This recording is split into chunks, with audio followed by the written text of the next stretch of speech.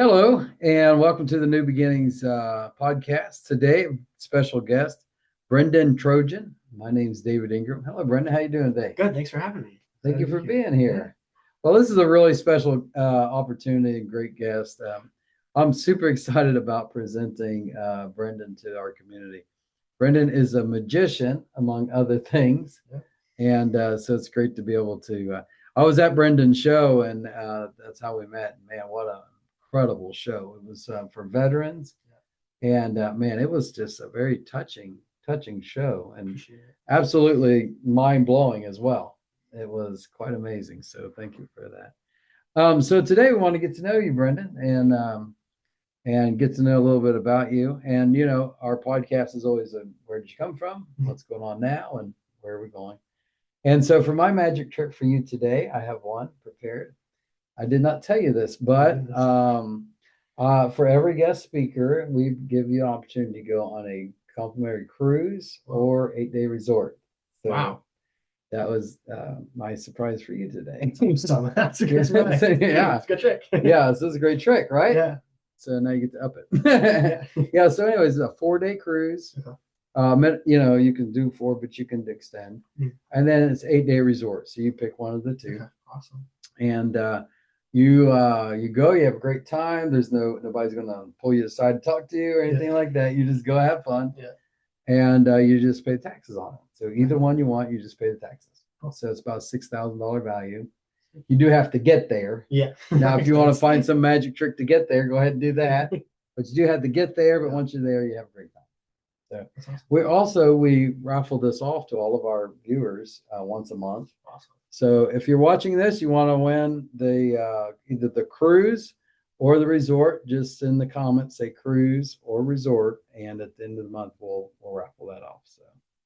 So anyways, Brendan, tell me, where'd your parents where do you hark from? Where do your parents come from? Yeah, so I grew up in Illinois. Illinois? So like western suburbs of Chicago is like Barrington, Schaumburg area. That's kind of where I grew up. All right. So when I asked you earlier, some of our guests have traveled around, been to Chicago. You're one of several. Chicago apparently is a lot of people come through there. Yeah. One of my thoughts with Chicago, I guess, is that it's kind of a rough area. But was it rough where you grew up or no? No, so we were far enough out of the city that it wasn't bad. Not bad. It's like in one of the suburbs. Yeah. I know that they kind of, when you're in Chicago, they talk about all the different suburbs. Yeah. They're quite diversified. Yeah, there's a lot. Yeah. Only thing we have bad in our area was traffic. I got it. Yeah. Bad traffic. Yeah. Right? Yeah. What about the hot dogs? Were you guys big into the hot dogs or no? I don't think our family specifically is really into hot dogs. I mean, yeah, we have them every now and then, like Portillo's with one of beef, but never like great hot dog. Times I've been to Chicago, I get told about the pizza or the hot dogs. That's like those two things. I do like my pizza, but do you do the deep dish or? I mostly just do frozen. Like Frozen. Throw a frozen pizza in. If we go out, like we usually don't pick pizza. We'll pick something different, something better than that. Yeah. For sure. So your parents are they're from Chicago. You were born there. Small family, large family? Medium. I mean, 2 other brothers, younger sister. I think that's medium. Medium. Yeah. 3 boys, 1 girl. Yep. They finally got the girl right, and they said, "Okay." They're after me, and then they say we're done. We're done. Have the girl after me, and you're not a middle child because I guess you got to share that. Yeah, I got to share it. So the other 2 get spoiled, and me and Tyler don't. Yeah, you're just you and Tyler in the middle. Yeah. So we were talking earlier. You were homeschooled, right? Yeah, I was homeschooled. Tell me about that. Why were you homeschooled? So yeah, our mom wanted to give us good values and just make sure we are taught well versus the first 8 grades of public school. So all my siblings were homeschooled up until high school, except my sister. She actually went homeschooled throughout until college. Oh, all the way. So yeah, but my 2 other brothers went up to 8th grade, and then high school, and I had the same thing up to 8th grade and high school. I got you. And so you did go to high school. So was it difficult to transition from homeschool to high school? Go straight into high school? Yeah, for me it was a little bit because again I did musical theater, and actually at that time I was switching more over to dance. So it was kind of hard to go up to a friend and say, "Hey, I dance." Yeah, I dance. It's just like I play sports. I think that would be easier. So I went to high school, but instead of saying I play dance or I dance, I do card tricks. You want to see a card trick? And I did a card trick to people, and then that's how I made my friends. And I was blessed that like I think it was maybe the first day I got a good group of like 5 core friends. And, Oh, like, really? That was a blessing. Right off the bat. Yeah, it's very So cool. a lot of times they talk about being homeschooled that you don't have what is it, social skills or they tell you need to be socialized or Right, something. yeah. I don't remember what the expression is, but I would hear it a lot. Yeah, Like, homeschools are awkward or something. yeah. You have to get so. And I always thought, well, that's kind of odd. I really don't want to be part of your socializing. Like, but yeah, they say you gotta get your social skills. Yeah. But you got them apparently not a problem right off the bat. Yeah. You just kind of went in there. Yeah, I think it helped that I did musical theater like throughout, and that was not, obviously with just random different counties across Illinois with theater production that I did. So that helped me gain those. Well, it sounds like, it sounds to me that your mom did a pretty good job of raising all of you. Yeah, she did. You're all very successful. We're all doing pretty So well. apparently mom did something. Mom did well. Yeah, It's something, right? her initial assumption was correct, apparently. So you went into high school, you kind of got into there.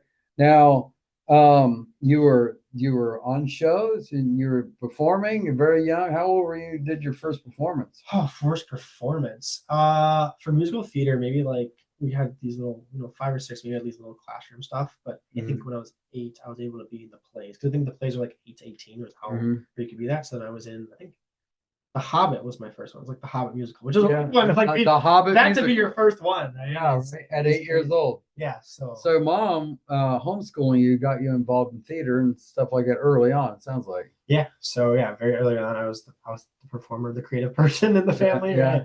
Right? And then Is that still the case? Like when you come home for family get-togethers, do you have to perform? I don't think I perform much anymore. Yeah. I think after high school, college, it's like, okay, we've seen it enough. Right? Yeah, we've seen enough. I mean, do you have to do magic tricks for every Thanksgiving and Christmas? Right? Yeah, I do have so we're very close with our my mom's side and dad's side. So like when the little cousins see me, like, oh, okay, show us a trick. Yeah. It's funny. There's always like one person each side that's like really into it. It's like every time I see it, it's the first thing they ask, which is so cute. But yeah, the older my family and stuff, like we've seen enough. Right? Oh, we've seen that one. Yeah. We don't need to see it again. But and you're like, well, the kids are like, yeah, we do. We need to see it. I tell you, what's very impressive though. It's very impressive. Your magic is amazing. Appreciate it. But don't take my word for it. So you have traveled quite a bit. Yeah. Tell me. So right out of high school, you went to college. Yep. Went to Hope College in Holland, Michigan. Now, when did you start doing magic? Magic was like freshman, sophomore year of high school. Oh, really? That's slow. Yeah.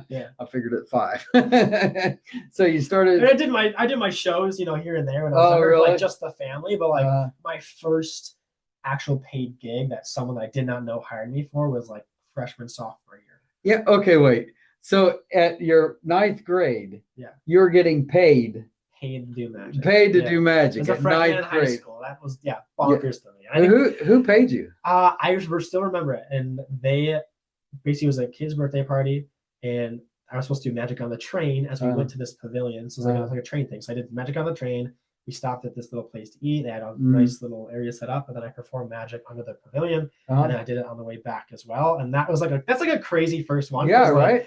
They pay for my ticket. I'm on the train ticket, go back and forth. Oh wow! And then it was also my first kids show, so I learned a lot from that. Like kids kind of can't do cards with because they don't know like the difference between a club and spade, things like that. So a lot of good learnings from that. And actually, I still knew that person later on because I did some landscaping in high school too. And then saw them again as like a client for landscaping. Like, oh wow, small world. And, yeah, right. Magic, not landscaping. Wow. Yeah. So you got 9th grade, you're making money as a magician. That's pretty cool. Yeah. I was blown away. I was like, $50 for a show? Heck yeah. So $50 plus travel? Great. Yeah, right. It was great. Yeah. As a high schooler, yeah, it was great. So tell me this. That obviously wasn't your last gig. What was you were telling me it's some pretty impressive ones after that. How old was you when you had your first big one? Big one, I think it was either junior or senior year of high school. I performed for Motorola, so went downtown Chicago on their big. Lenovo was like their branch that I did. Yeah. But yeah, big company event. And it's always funny. Like I did a lot of corporate events when I was in high school. And they look at my stuff and everything. And like you're like 16, 17. Right, like 16, 17. They always assume like, oh, this guy's maybe 25, something like that. And I'd walk in like, how old are you go 16? No way you just fried my brain as a 16. Yeah, right. So it's always awesome. Like I'm going home like I just adults. Yeah, right. So excited. I got it. They didn't figure that one out, did they? At 16 years old. Also, so during COVID, you got to doing a lot of. I mean, like that's rough. Go through COVID if you're a Yeah. magician. Right. Like First start of college too, so it was like yeah, you got there for a month or a semester, the next year you're like, gotta go home. Like, oh, great, there goes that was college. crazy time. Yeah. Yeah. So, what kind of magic did you do during COVID? Who'd you do magic for? Yeah, so I did a few like private events, Mhm. just virtual on the phone or laptop, whatever works Yeah. well. Yeah. But the one I did was for Google. Yeah. So it was a team of Google hired me to do a little virtual event for his team, Uh, and that was very exciting and fun because you had to do virtual magic for these people I think are like top top of their level, right? yeah. Right. Of companies. So yeah, it was pretty So you've exciting. already performed for Google. Yeah. Yeah, like at 16, 17 Yeah. years I old. can't say I perform for all of Google because it's so But big. yeah, it's right, big, a but like one branch. of the big teams at Google. Yeah. Yeah. So what so you've traveled a lot. How many states have you been into? I think I'm at 11 or 12. 12? Yeah, so I'll just say 12. Do you have a big social media following or anything like that? People knowing about you yet? I mean, I have 1,000 on Instagram, like 29 on TikTok, 29K TikTok, but like you never really know if it's just You get on there and do some magic tricks for yeah, it's like some videos right have like 2,000 views, some have like 10,000. You're like, it goes either way. But, Yeah. So well, that's cool though. I mean, so the magic is really cool to see. Yeah. Is it easier in person than online? Or- I prefer in person. Yeah. There are what you call like camera tricks where like it only works to the camera because you have this this little box. yeah, little box or stuff. Right? But my philosophy is you can't do it in real life. You shouldn't do it on camera. So like there are things that like are only gonna work on camera, but you see me in person, like, oh, show me that trick you showed. Yeah, This guy's podcast, right? It's like Yeah, I can't because it only works for the pod. You know what I mean? Yeah, So that's why everything that I do on camera, I try to make sure it still works in person because then I can like anytime someone asks me to do it, I'm like, cool, let's do it. Yeah, that's like it's that. amazing. So you travel a lot. I mean, 18 or 12 states you've Yeah. been in person. You've worked for a lot of companies. Yeah. I mean, what's like one of the coolest things that you can think of? Like where it's like, man, these people are really neat. This is a cool setup. Yeah, I always love the people who are just very personal when you and that's why they book me year after year because we have that relationship and that's what I love.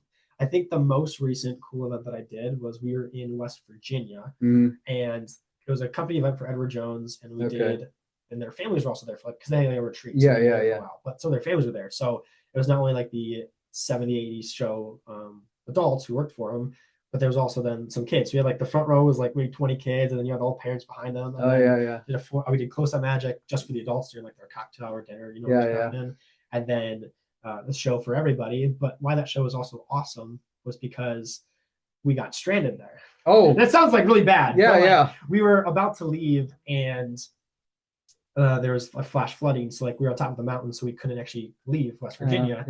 And then I say we because my photographer was there with me and great friend and magician as well. So we were like, well, we could, get a room and stay in the room or we could just perform more magic. So like for the next like 3 hours or so, you just off the cuff, perform magic. We walked around the resort performing magic for people. So not only did we have a great show and great close-up magic, but then I got to go perform more magic to people just like in the resort. And then since he's also a magician and photographer, I'm like, here, take a deck of cards and go. So you just have like 2 magicians walking around the resort performing more magic to people. Like I was trying so much new stuff because I'm like, we're here for 3 hours. It's like try some things, and it was a very, very fun night. Even though like bad situation, but fun night to make the best out of it. That's awesome. Maybe at the end, so for this podcast, maybe at the end we'll have some of your magic. You can send me some video. We'll put it at the very end. How does that sound? So that'd be great. All right, cool. So you've got all this stuff going on, magic. It's just pretty amazing. You've been on stage since you were little. I mean, like you've been stage for a while. Like this is like your life. Married, single, dating. Currently dating someone. Currently dating someone. We'll see. So let update you later. We'll update later. Yeah. So, but just recently dating, right? Yeah, within the month or so. So that might be love of your life. Could be your wife. I would hope, right? Right. Or so someone fun along the way. Yeah. So what do you see coming next? Like what's next for you? Yeah, I mean, I've been thinking about that the last like 3 months or so, just like because again, I'm doing magic full time now, and I'm like, where do I want to go to? Do I want to have like a residency? Do I want to travel across the world? Like, where is that? And my decision kind of came to like, why do I like doing magic? And the reason is I want someone to have one day where they just smile because I had many of those days in high school and college, like well, they sucked, right? Mm-hmm. So if I can go and perform for more people and make more people smile, or even more people follow their dreams, like it does not matter Mm-hmm. if all your family is business. Like you can go do entertainment or vice versa. Like maybe they're all like, oh, you want to go down this path, but maybe you really are craving to be a doctor or a dentist or open your own company. Like you can totally do it. It's going to take a lot of work, more than 40 hours a week for sure. But then you can still do it. If your heart's in there and you have the will to do it, you can literally do anything you ever want to. Your magic tricks are pretty mind-boggling, but then also I think they're very heartfelt. Mhm. Like it felt very.